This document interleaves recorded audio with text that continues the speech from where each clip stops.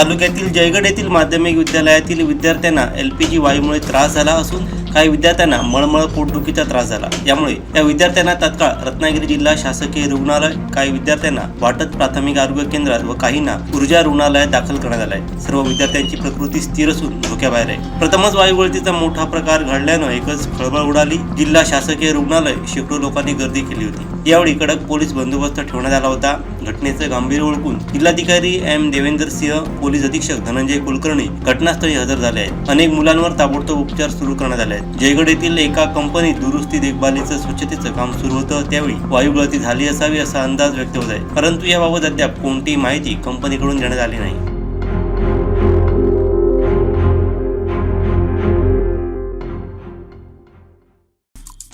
आमचे दिवसभरातले सर्व अपडेट्स, ताज्या घडामोडी आणि थेट लाईव्ह पाहण्यासाठी सबस्क्राइब करा, लाईक करा कोकणचं नंबर 1 महा चॅनल कोकण 7 लाईव्हचं YouTube चॅनल।